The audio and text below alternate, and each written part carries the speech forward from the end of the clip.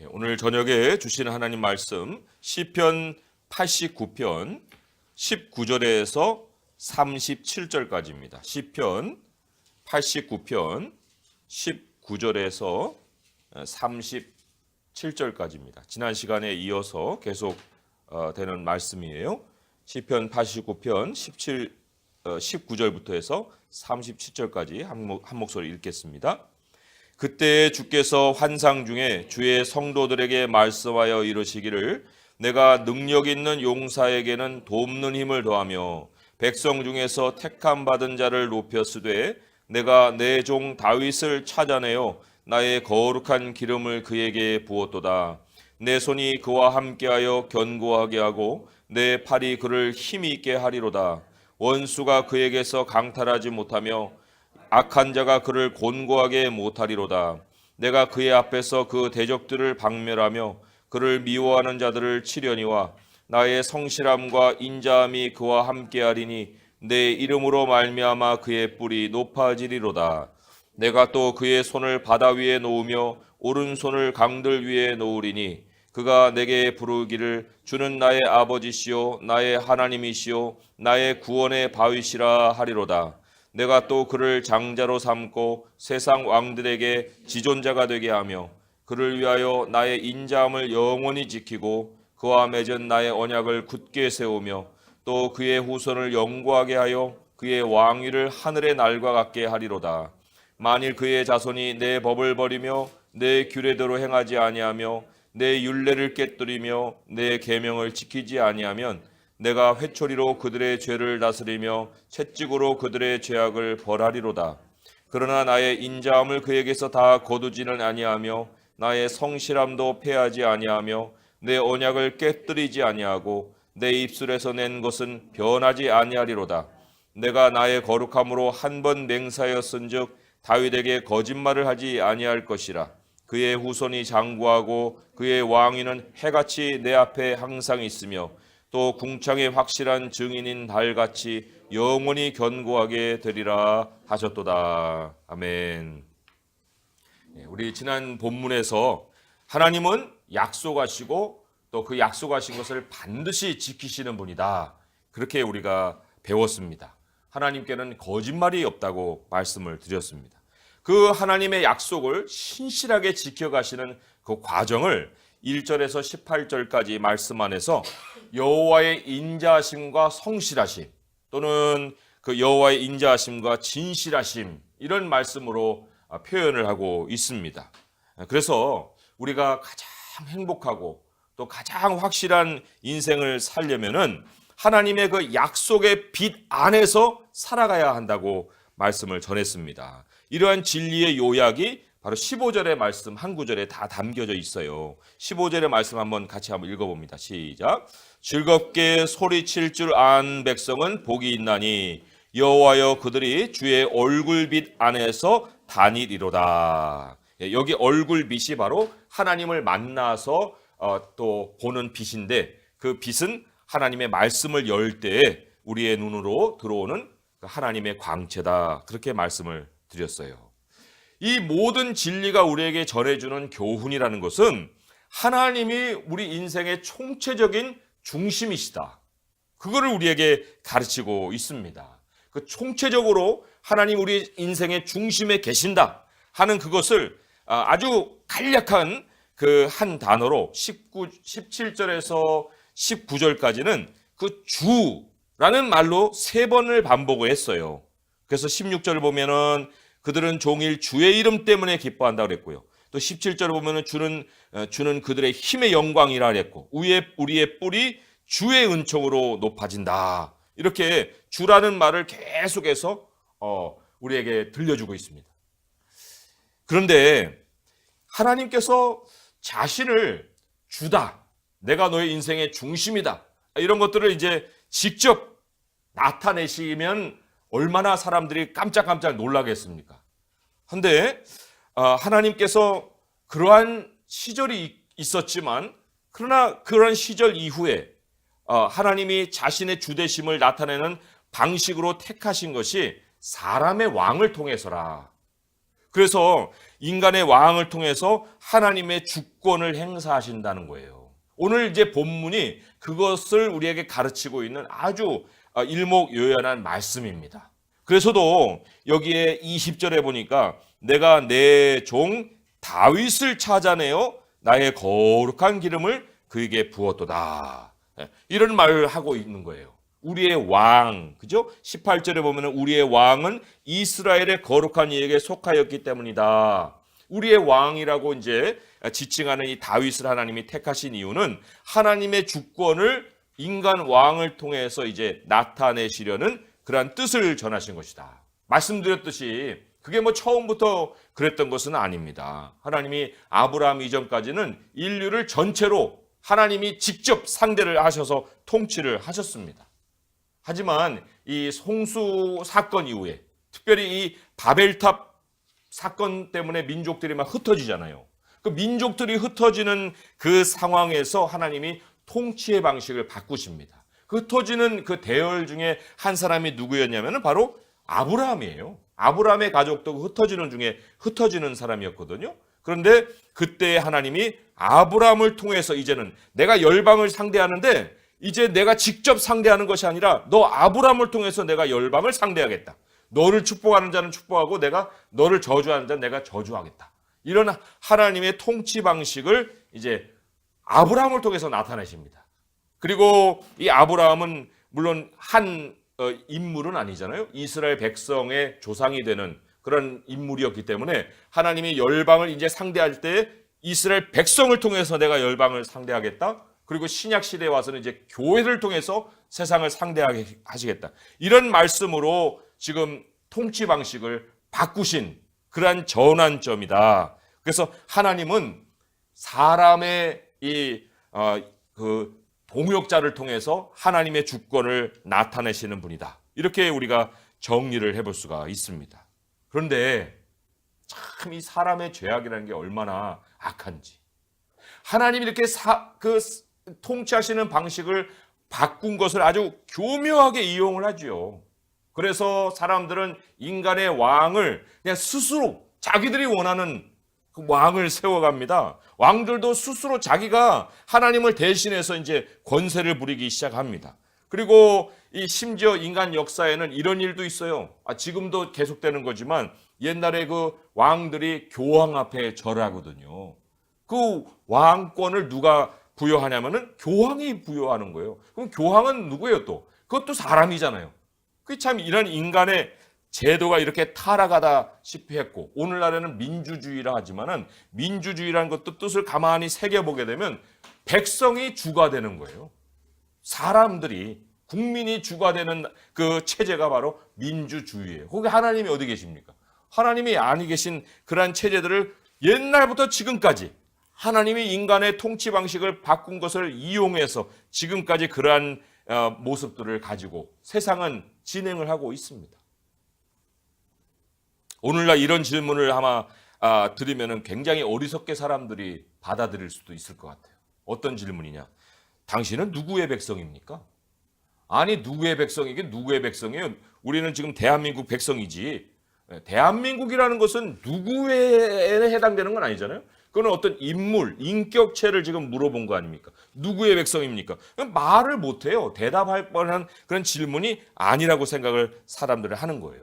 그렇다고 해서 뭐 우리가 하나님이 세우신 권세들에게 저항하라 이런 얘기는 아닙니다. 그렇다고 해서 우리는 뭐 지금 현재 대통령의 백성입니까? 그 대통령도 사실 우리가 섬기는 왕과 같은 존재는 아니에요. 조선시대가 아닌 이상 조선시대에는 뭐 세종의 백성이요 태조의 백성이요 하겠지만 지금은 또한 그런 상황은 아니지 않습니까?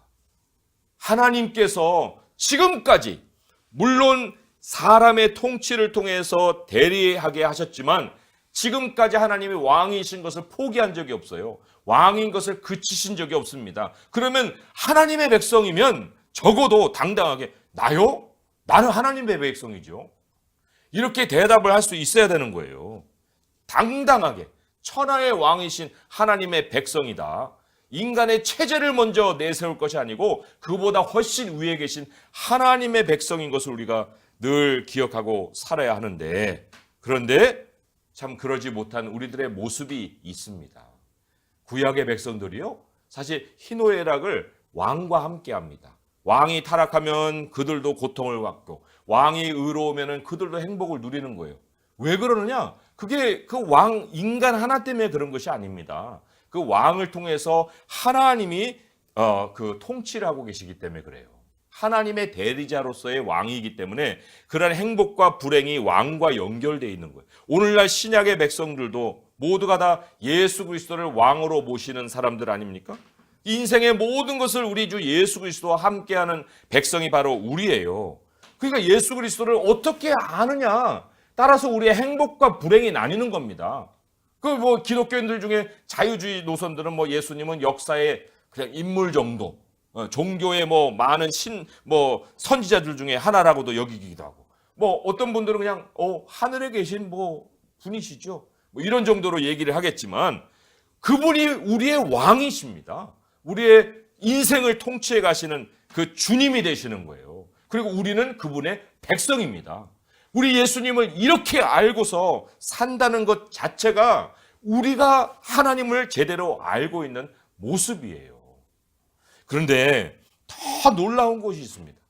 더 놀랍고, 그리고 우리가 정말 이 예수님의 왕되심에 왜 그렇게까지 집중을 해야 되느냐 하는 이유가 되는 것이 하나가 있는데, 그게 뭐냐? 우리의 미래의 사명, 우리의 영원히 할 일, 그 일이 다른 일이 아니라 왕의 사명이라는 거예요. 우리가 하나님의 나라에 가서 다른 일 하는 거 아닙니다. 우리도 예수님과 동일하게, 예수님과 더불어서 왕의 사명을 감당할 거예요. 왕노릇 한다. 성경은 이렇게 얘기를 하지만 만물이 우리를 기다리고 있습니다. 만물이 우리의 통치를 기다리고 있는 거예요. 그러니까 이런 면에서 보면은 구약의 왕들이 예수님을 예표했다 하는 그런 면만 있는 것이 아니라, 구약의 왕들을 통해서 실질적으로 하나님께서 우리가 어떻게 왕으로서 준비를 해나가야 되느냐, 어떠한 왕으로 우리의 모습을 가져야 되느냐, 이걸 현장에서 우리를 가르치신 거예요. 그런 사례들을 하나님이 우리에게 말씀을 통해서 보여주시는 것입니다. 예수님도 이 땅에 오셔서 내가 왕이니라 그랬잖아요. 예수님의 그 통치를 또한 우리에게 보여주면서 너희들이 나에게 보고 배워야 될 것이 바로 왕의 수업이다 말씀을 하시는 겁니다. 우리가 철저히 예수님을 왕으로 삼아야 되는 것은 그분이 우리의 왕이기 때문이고, 또 우리가 그분의 백성이기 때문이기도 하지만, 그러나 또한 예수님에게 일어나는 모든 일이 우리의 앞으로 일어날 미래의 일이고, 그리고 또 우리가 하나님이 우리를 향해서 맡기실 미래의 사명이 또한 왕의 사명이기 때문에 더더군다나 예수님의 왕되심을 주목하고 우리의 미래를 거기서 준비할 수가 있어야 되는 거예요. 그러면 오늘 하나님이 오늘 이 본문 안에 중간에 딱 담겨 있는 이 본문인데, 이 본문 안에서 하나님은 우리를 어떤 수업을 통해서 왕으로 준비시켜 하시는가? 이 왕에게 이제 왕의 훈련을 받아야 되는 레슨이 있어요. 그 레슨을 3가지로 우리에게 요약해서 우리에게 가르치고 있습니다. 그리고 하나님은 지금 실제로도 이런 왕의 레슨을 우리에게 지금 가르치고 계시는 것입니다.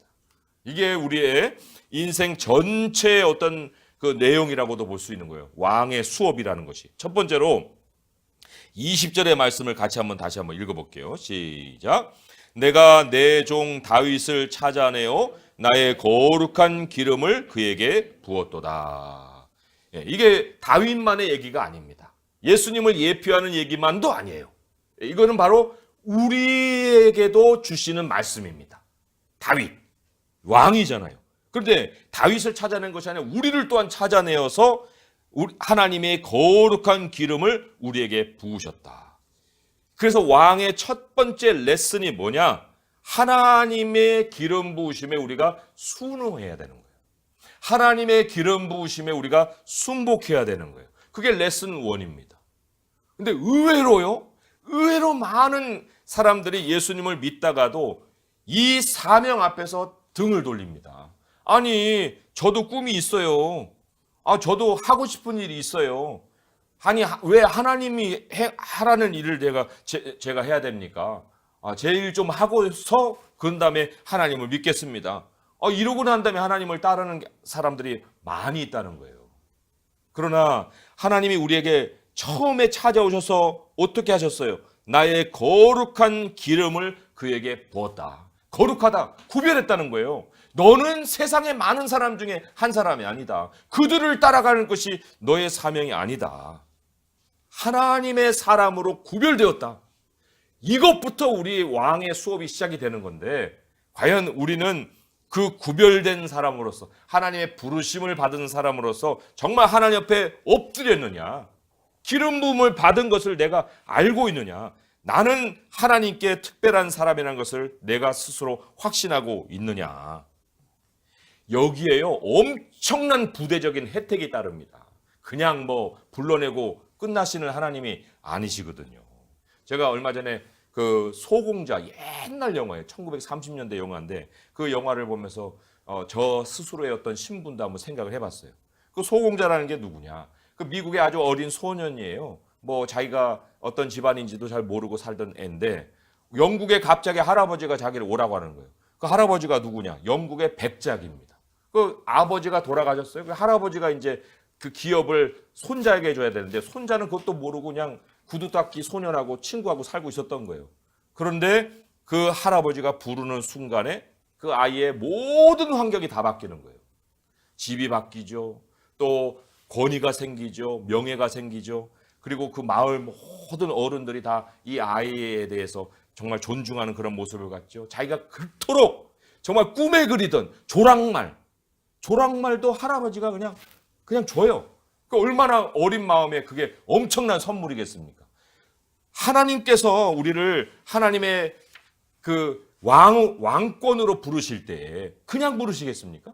그냥 부르는 것이 아니에요. 사람도 이렇게 하는데 하나님의 백성이 그냥 평범하게 부르심 받고 끝나는 그런 일이 있겠습니까? 그것이 아닙니다.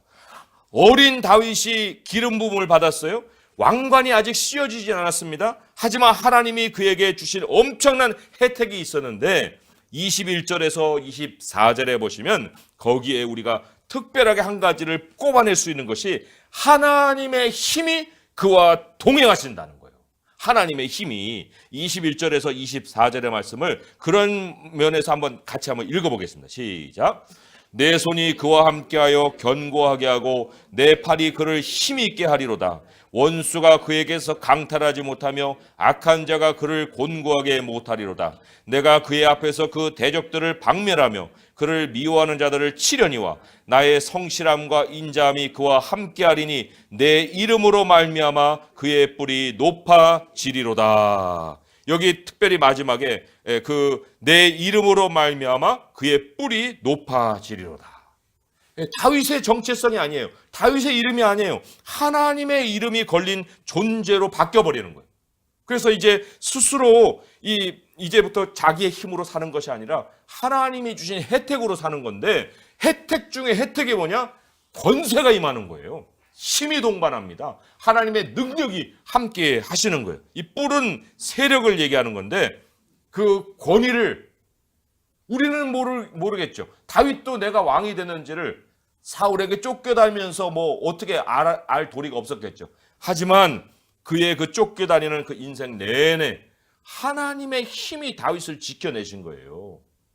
그러니 우리가 하나님의 이름을 의지하여 산다는 거, 그리고 이 모든 혜택은 하나님의 결정입니다. 우리가 해도 되고 안 되는 그런 선택으로 주신 것이 아니라 내가 너를 기름 부었으니 내가 이렇게 결정한다. 너는 내가 힘을 함께 해주는 사람이야. 이게 우리의 레슨 1이에요. 사명을 받아들이는 거예요. 그 기간이 긴 사람도 있고요. 짧은 사람도 있는데 그 처음 순간부터 그것을 받아들이는 그 사람은 복 있는 사람이에요. 다윗처럼. 두 번째 왕의 수업, 레슨 2. 이거는요, 사실은 실전에서 배우는 레슨이라 할 수 있어요. 25절에서 26절의 말씀인데 함께 읽어봅니다. 시작. 내가 또 그의 손을 바다 위에 놓으며 오른손을 강들 위에 놓으리니 그가 내게 부르기를 주는 나의 아버지시요 나의 하나님이시요 나의 구원의 바위시라 하리로다. 예, 하나님이 다윗의 손을 바다 위에 한번 놓게 하십니다. 다윗의 손을 강들 위에 놓게 하시는 거예요. 바다와 강은요, 이게 통제불능의 세상이에요. 한번 폭풍이 치면은 어떻게 해볼 도리가 없는 그런 그 영역을 대변하는 단어입니다. 그런데 하나님이 다윗의 손을 그 위에 이렇게 얹게 만들어 보시는 거예요. 강물 위에도 얹어보게 하시는 거예요. 뭐예요? 내가 준 왕권이 있는데 그거 한번 실주를 해봐. 그거를 현장에서 가르치시는 겁니다. 참 이 땅에 얼마나 어둠의 영들이 사람들을 괴롭히는지 몰라요. 요즘 뉴스에 막 그러잖아요. 정신 막 질환해갖고 막 그 개를 그냥 강아지를 18층에서 3마리나 집어던져갖고 죽이지 않습니까? 그 정신이 이상한 그 사람의 그 행동이잖아요. 그런데 그런 것만 아니잖아요. 의사도 막 죽이고. 지금 세상이 이런 미쳐 돌아가는 상황 중에 있는데 그 배후에 뭐가 있느냐? 어둠의 세계가 있어요. 혼란을 다스리는 사탄의 세력이 있다는 거예요. 그래 우리가 어떤 권세를 가졌느냐? 사탄의 권세가 우리를 침범하지 못합니다. 우리가 손을 뻗는 곳에 그들이 우리에게 가까이 하지 못한다는 거예요. 이게 어마어마한 권세입니다. 하나님께서 그것을 통제할 수 있는 그 실전을 이 다윗에게 체험케 하시는 거예요. 그런데 자, 그런 것을 체험하게 되면 우리가 하나님에 대해서 먼저 고백할 것이 이걸 것 같은데 그렇게 고백을 하지 않습니다. 26절에 보니까 그가 내게 부르기를 주는 나의 아버지시요. 이렇게 먼저 불러요. 여기 세 번째로 뭐라고 하면 나의 구원의 바위시라. 힘을 체험하면 하나님을 구원의 바위라고 부를 만한데 그런데 맨 먼저 부르는 하나님의 호칭이 주는 나의 아버지시라. 그렇게 하나님을 지금 부르고 있습니다. 참 이게 진정한 왕권은 아버지로부터 오는 거예요. 그렇지 않습니까? 예, 아버지가 하나님이시기 때문에 내가 아들로서 왕권을 갖는 것이지 뭐 나에게 그냥 힘만 하나님이 주시는 그런 분이 아니거든요. 그러니까 하나님을 믿되 그저 하나님 은사만 쫓아다니고 거기에서 무슨 뭐 괴력을 얻는 것 같은 그런 사람들의 그 모습이 얼마나 안타까운지 모릅니다. 주님이 이렇게 말씀하셨잖아요. 예수님을 영접하는 자, 곧 그 이름을 믿는 자에게는 하나님의 자녀가 되는 권세를 주셨으니 하나님의 자녀가 되는 권세가 바로 왕권을 부여하는 겁니다. 그래서 레슨 2는 뭐냐? 하나님과 나와의 관계가 영원히 끊을 수 없는 아버지와 아들의 관계다. 아버지와 딸의 관계다.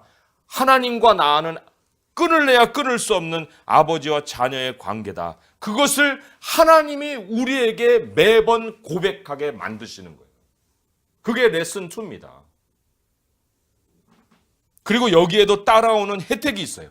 그 혜택이 뭐냐? 26절에서 27절을 보시면은 한번 28절, 29절을 한번 보겠습니다. 시작.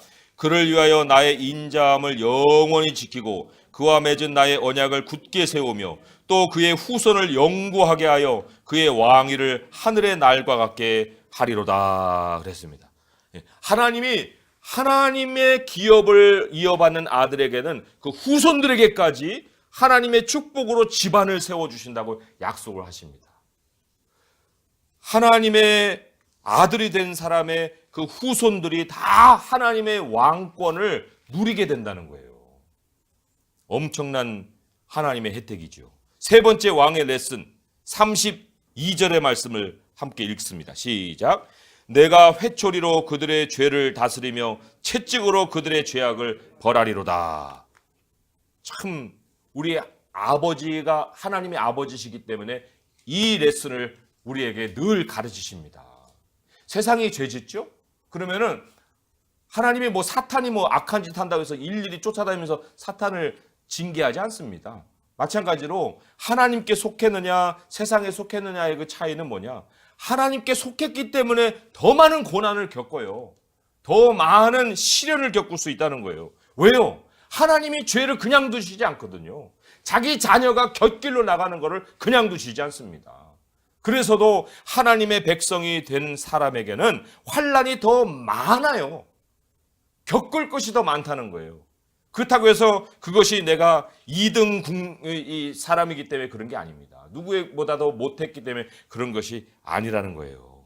하나님이 우리를 다루실 때는 성장을 위해서 그러한 징계를 베푸시기 때문에 하나님이 우리에게 여러 가지 일들을 행하실 때 우리가 그것을 푸념하거나 불만을 품거나 할 것이 아니라 내가 지금 하나님으로부터 교훈을 받고 있구나, 레슨을 받고 있구나, 왕의 수업을 받고 있구나, 이것을 우리가 늘 깨달을 수 있어야 됩니다. 이 징계에도 혜택이 있어요. 그 혜택이 33절 34절인데 같이 한번 읽어봅니다. 시작. 그러나 나의 인자함을 그에게서 다 거두지는 아니하며 나의 성실함도 패하지 아니하며 내 언약을 깨뜨리지 아니하고 내 입술에서 낸 것은 변하지 아니하리로다. 한 번 맹세한 거는 영원한 맹세다. 너 실패하는 거 없다. 너 어려움을 겪어도 너의 끝은 반드시 내가 돌린다. 내가 반드시 너에게 준 약속을 이룰 것이다. 절대로 너의 왕위와 왕권이 쇠해지는 일이 없을 것이다. 하나님이 그렇게 약속을 해주십니다. 우리가 말씀을 맺으면서 늘 마음속에 기억해야 될 것이 뭐예요? 하나님은 예부터 우리의 왕이시고 또 우리는 하나님의 백성이라는 거예요. 그리고 하나님은 하나님의 본을 따르게 만드시기 때문에 우리도 하나님의 왕 되심과 같이 우리를 왕으로 키우시는 분이시다. 하나님의 힘과 하나님의 축복과 하나님의 약속을 혜택으로 누리게 하시지만 그러나 그 반드시 통과해야 될 레슨을 통해서 혜택을 누리게 하시는데 그것이 바로 우리가 하나님의 기름 부음에 순응하게 하시는 레슨을 반드시 거쳐야 한다는 거예요. 미래의 왕이라는 이 사실에 우리가 순복하는 레슨. 나의 꿈을 펼쳐라. 세상의 그런 목소리를 귀 기울이는 사람들이 아니라는 거예요. 두 번째로는 하나님은 언제나 나의 아버지시라는 거. 하나님의 기업을 내가 이어가는 자녀라는 거. 나의 소속을 분명히 하나님께 둬야 된다는 레슨을 늘 가르칠 뿐만 아니라 말씀을 우리가 떠나면 하나님의 징계가 있다는 것도 철저히 하나님이 우리를 교훈을 통해서 가르치십니다. 아니 만물을 우리가 다스릴 텐데 왕도 지키지 않는 법을 무슨 만물한테 지키라고 우리가 얘기를 할 수 있겠습니까? 그 만물이 우리 앞에 예를 들어서 강아지 한 마리가 있어도 그 강아지가 우리들의 보호를 받으려면은 강아지 앞에서 내가 나의 사랑스러운 모습 또 그 강아지를 돌보는 모습 보여줘야 되잖아요. 보여줄 것도 없는 사람이 무슨 다른 것을 가르칠 수 있고 돌볼 수 있겠습니까? 그런데 그러한 만물이 강아지만이 아니라 정말 영원한 세상에 우리를 기다리고 있는 수많은 피조물들이 있다는 그 사실입니다. 그래서 하나님의 부르심, 하나님의 자녀됨, 그리고 하나님의 징계 이 세 가지 레슨을 늘 새기면서 그것이 인생 전체를 통해서 계속 반복되는 사이클일 수도 있는데 그 왕의 수업을 잘 받고 이 땅의 훈련을 마치고 또 하늘에 정말 하나님의 날이 시작될 때 예수님과 함께 영원히 정말 만물을 다스리면서 왕권을 행할 수 있는 성도님 될 수 있기를 주님의 이름으로 축원드립니다. 기도하겠습니다. 하나님 아버지, 우리는 시시한 존재들이 아닙니다. 한 사람 한 사람에게 맡겨질 그 만물의 피조물들이 어마어마하게 기다리고 있습니다. 아버지 하나님, 우리 한 사람만 그저 건재하면 되는 땅의 삶이 아닙니다. 하나님, 땅의 사람들은 우리를 또한 멸시하고 또 과소평가하고 우리가 정말 아무것도 가진 것이 없어서 그들이 참 조롱할지라도 아버지 하나님, 우리는 만물을 다스리기 위해서 이 땅에서 훈련받고 있는 우리 아버지의 아들들이고 또 하나님의 대리자들입니다. 하나님, 이 왕의 수업을 잘 받게 하여 주옵소서. 하나님의 부르심 외에는 우리에게 어떠한 사명도 없습니다. 하나님, 우리 자신의 비전과 꿈은 우리의 것이면 그것은 다 헛된 것이요, 우리 하나님이 거룩하게 기름 부으신 그 사명을 감당할 수 있는 저희가 되게 하여 주옵소서. 하나님, 늘 우리에게 아버지 되어 주셔서 아들로서 기업을 얻게 하시는 우리 주님이 동행하여 주십니다. 하나님이 징계를 통해서 우리를 훈련시키실 때에도 우리가 그 고난과 어려움 때문에 참 주저앉는 일이 없게 하시고 늘 하나님 앞에서 이 교훈을 잘 받아들일 수 있는 또한 왕의 수업을 잘 받을 수 있는 저희가 되게 하여 주옵소서. 하나님 말씀에 의지하여 기도할 때도